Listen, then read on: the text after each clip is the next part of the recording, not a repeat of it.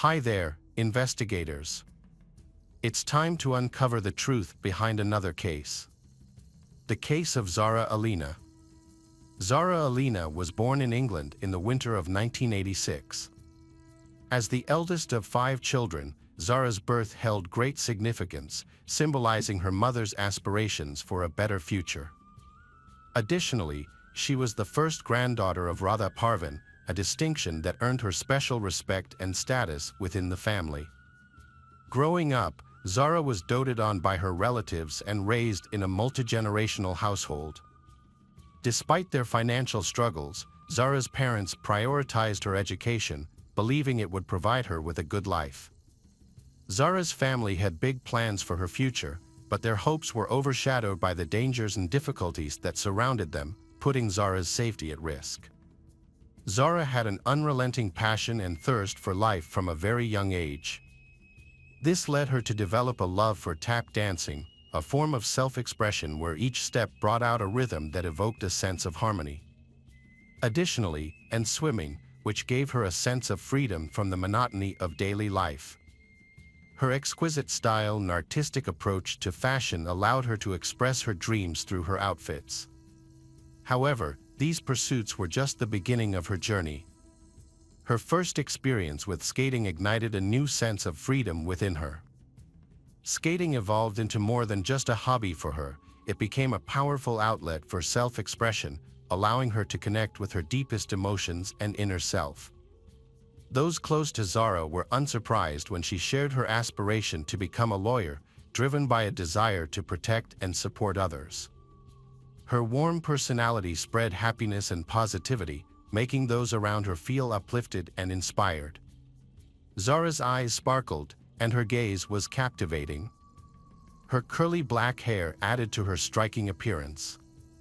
She has a magnetic appeal, combining qualities such as passion, kindness, and courage, along with undeniable charm. As a teenager, she had the chance to explore England, visiting museums and galleries that fueled her interest in art and culture.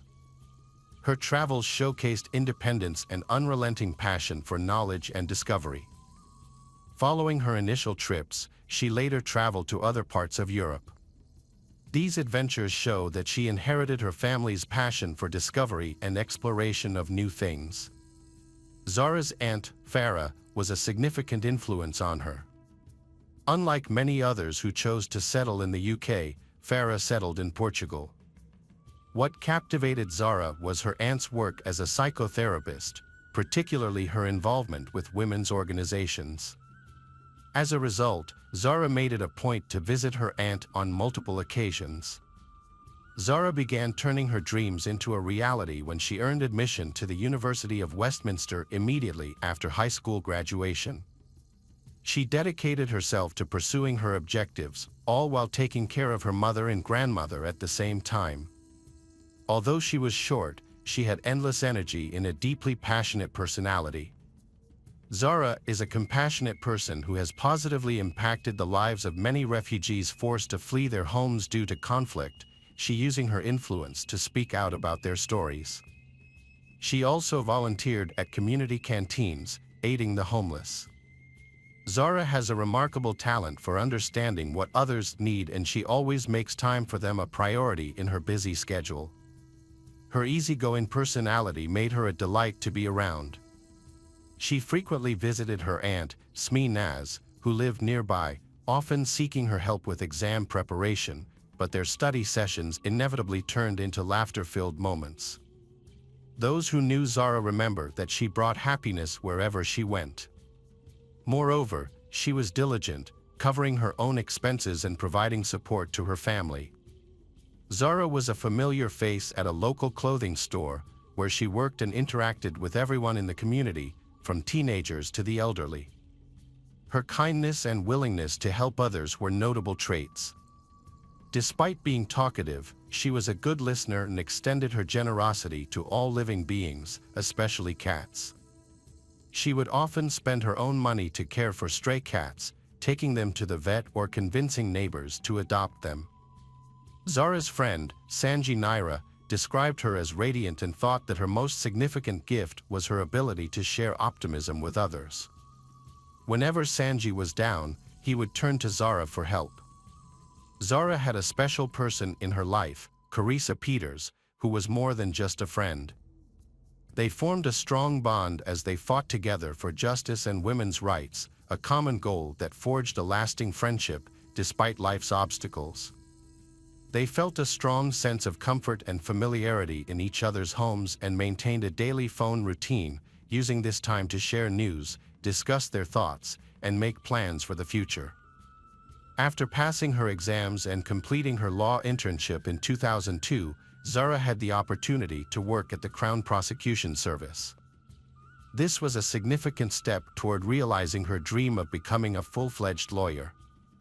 To achieve this, Zara persevered with her work despite facing many difficulties, including worries from her mother and grandmother, as well as financial struggles. This achievement was significant for her and for the people who believed in, supported her through the challenges she faced on her path to a better life. On her first day at the new job, Zara felt an overwhelming sense of happiness. She shared a smiley selfie with friends and family, as if announcing the start of a new chapter in her life to the world. This new job was the final piece in the puzzle of her dreams, a culmination of years of hard work.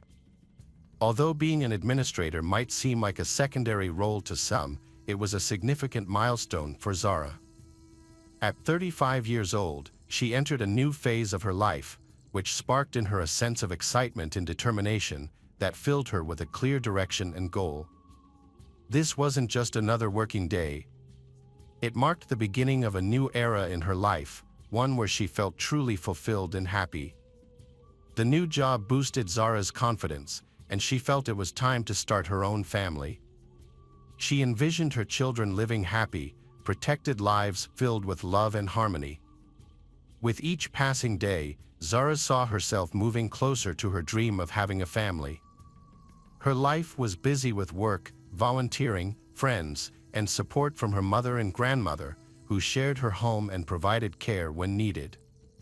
Despite her packed schedule, Zara enjoyed walking and valued her freedom of movement. She didn't let small things hold her back and would often carry a spare pair of shoes in her bag to change into sneakers when needed. Zara believed that women should be able to move freely without any obstacles or restrictions. However, a man named Jordan McSweeney, who lived nearby, posed a threat to Zara's freedom. Jordan was a few years younger than Zara, and his origins were unknown. One Saturday evening, after the sun had set, Zara was on her way to meet a friend. Despite not being in the mood, but she chose not to cancel, honoring her commitment. Zara was recognized for being extremely reliable and keeping her commitments, especially to her friends. Before leaving, she called Aunt Farah, but this time, a hint of anxiety crept into her voice. Aunt Farah cautioned Zara to be careful, and although she wasn't venturing far from home, the evening atmosphere felt unusual and unpredictable. Zara assured herself that she was familiar with every part of the city and that people knew who she was. Nevertheless, something about this evening unsettled her, making her heart beat faster, and she decided to exercise extra caution. Zara met her friend at the Ilford Big Spoon, a local bar on London's West End, at the scheduled time. Ilford in London is a vibrant and culturally diverse neighborhood ideal for evening meals and socializing. One Saturday evening, Zara and her friend came to this area. They then headed to another bar, where Zara had a couple of glasses of water. Meanwhile, Jordan was at a nearby nightclub, having one drink after another. As he drank, an idea formed in his mind, and he decided to act on it. He was determined to find a woman to attack that night. Security cameras captured Jordan's behavior at the club's entrance, where he would hug and try to kiss women without their consent. He was particularly aggressive with one employee, despite her clear discomfort. Eventually, he was kicked out of the club around 11 p.m., and his behavior was recorded on camera. After leaving the club, cameras continued to capture Jordan's actions as he walked down Romford Street towards the park. As Jordan walked, he spotted a woman and began to follow her. Jordan approached her, and she tried to avoid him by entering a store. However, Jordan waited for her outside, and when she left the store, he followed her again. He then crossed the street, keeping her in sight. When the woman entered her house, Jordan was forced to continue on his way. According to security footage, around 2 a.m. on Cranbrook Street, Jordan noticed another woman approaching him. Suddenly, Jordan quickened his pace, approaching a woman. However, two passing witnesses noticed his suspicious behavior, which was captured on video. Despite this, the woman managed to return home safely, leaving Jordan surprised and frustrated. He then returned to Cranbrook Street, having been unsuccessful. Around the same time, Zara and her friend decided to leave the bar and head home. It was 2 a.m. Her friend took a taxi, but Zara chose to walk, given the short distance and pleasant weather. As they parted ways, Zara began walking down Cranbrook Street, a residential area just a 10-minute walk from her house. It was then that Jordan spotted her. According to Chief Inspector Dave Williams, Jordan had a clear intention that night to attack a woman, regardless of the location. Cranbrook Street remained busy, even in the early hours, with a steady flow of traffic. Jordan had a history of offenses dating back to 2006 to 2009, for which he was sentenced in a Kent juvenile court at the age of 13. In August 2010, at the age of 17, he was found guilty of assaulting a girl, causing her to suffer a swollen eye. He received a 4-month detention and correction period as a result. 11 years after his initial offense, Jordan committed another crime against a woman, resulting in a 3-year ban from approaching her, either directly or indirectly. By 2010, he had a total of 28 convictions for 69 different offenses. These offenses included theft, assault on both police officers and the general public, motor vehicle theft, traffic infractions, committing crimes while out on bail, and shoplifting. Jordan used a social media platform to boast about his extensive collection of weapons and glorify a life of crime. He shared various photos and quotes, as well as fake images claiming the FBI was searching for him. After being imprisoned for crimes including criminal damage, racially aggravated harassment, and carrying a bladed weapon, Jordan was released on parole on June 17, 2022. One of the conditions of his parole was to regularly meet with his assigned parole officer. Following his release, Jordan resided in a van on St. Valentine Street, located in a 130-acre park in the Gun Hill area of London's Redbridge district, the largest green space in the region. Jordan broke all the rules of his parole and missed 2 scheduled meetings with his parole officer. As a result, the authorities decided not to show him any mercy. On June 22, 2022, the parole service started the process to send Jordan back to prison, but they didn't notify the police until 2 days later. On the morning of Saturday, June 25, 2022, police went to his mother's house to arrest him, only to find he was not there. In the early hours of June 26, 2022, a horrific crime occurred in Ilford. Zara was discovered on the sidewalk, displaying signs of abuse, with her belongings scattered around her. Her body showed evidence of severe injuries, her clothes were torn, and her eyes indicated a desperate struggle for survival. A passerby immediately recognized the gravity of the situation and began administering chest compressions and CPR in an attempt to save Zara's life. Despite the efforts of passers-by and emergency medical responders, Zara's injuries proved too severe. She fought for her life but ultimately passing away at 9:58 a.m. on Sunday. At approximately 11 a.m., security cameras in the park captured Jordan disposing of evidence, including his clothes, with an air of indifference and calmness. This behavior suggested that the act of violence was premeditated rather than random. The police swiftly responded and visited Zara's grandmother, asking her to identify her granddaughter from video footage taken at the bar. Upon confirmation of Zara's identity, the police informed her grandmother about the incident. Zara's uncle Qasim then contacted other family members, including Aunt Farah in Portugal, to break the news. Farah recalled receiving the distressing call on Saturday night, which prompted her to immediately travel to London.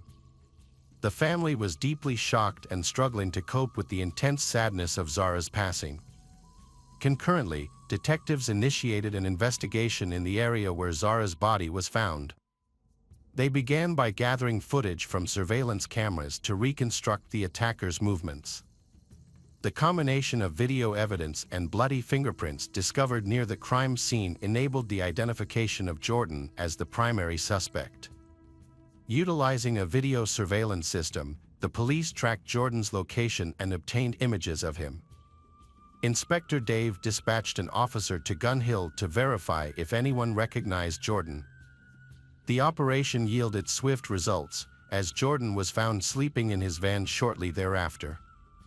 The authorities immediately arrested Jordan, who was found with blood-stained clothes and shoes that he was trying to dispose of. Despite lengthy interrogations, he refused to speak or reveal any information about himself. Meanwhile, new video footage emerged, allowing police to piece together the incident surrounding the crime. The incident led parole officer Justin Russell to criticize the handling of Jordan's case, highlighting a series of errors. Jordan has a criminal history dating back to the age of 16 and has been in prison several times, making him a subject at high risk of committing a crime. After being released from detention, he missed several scheduled supervision appointments. Authorities failed to take prompt action to return him to prison. Zara's family described the last few days as incredibly shocking, acknowledging that their loss was irreparable. However, in the face of such grief, they were touched by the warmth and kindness people have shown. The family faced a significant amount of work and needed to find the strength to cope. Aunt Farah took charge of communicating with the media and meeting with the police. Even though they were dealing with their own shock and grief, the family understood that taking control of the situation was crucial to protect Zara from possible accusations by some media outlets. A preliminary hearing for the Jordan case occurred on July 1, 2022. A subsequent hearing was scheduled for September 30, 2022, to prepare testimonies for the trial. However, the trial was postponed because Jordan did not appear on the scheduled day. On July 2, a memorial service was held for Zara, organized by her family. The service took place along the route Zara would have taken home, representing her final, unfinished journey. Many attendees wore white to symbolize a silent walk. Over 120 organizations that specialize in supporting women attended, showing solidarity in the fight against violence. These organizations collaborated with Zara Alina's family and publicly pushed for justice and accountability. They stressed that it's crucial to address violence against women and stopping perpetrators from committing such acts. During a preliminary hearing at East London Court in Walthamstow, crime scene investigator Nadia Persat testified. She stated that local police officers could have done more to locate Jordan before he attacked Zara. Persat believes the jury should investigate this matter further. On November 16, 2022, Jordan failed to appear at the hearing, despite being informed that his attendance was mandatory. As a result, a video call was arranged, during which he pleaded guilty. Prosecutor Oliver Glasgow argued that Jordan would be unfit for bail, and Judge Chima Grave agreed. The judge postponed the verdict until December 14 of the same year. However, as that date approached, Jordan failed to appear in court. Despite his absence, Jordan was eventually convicted and sentenced to life in prison with a minimum of 33 years for the murder of Zara Alina. Jordan and his representatives appealed the sentence, which was subsequently reduced to 33 years in prison. The judge took into account that Zara was unconscious at the time of her death and therefore did not experience any suffering, which was a key factor in the decision to reduce the sentence. For months after the incident, it was revealed that Jordan had a personal relationship with a 32-year-old woman who worked at the Belmarsh Correctional Facility in South London. The woman, who was not a direct employee of the prison services but worked at the facility, was arrested and investigated for suspected misconduct in a public office. Zara Alina's family still fondly remembers her with love and pride. Her aunt, Farah, continues to advocate against violence towards women and girls. In March 2023, Farah participated in a march organized by various groups to raise awareness about the issue.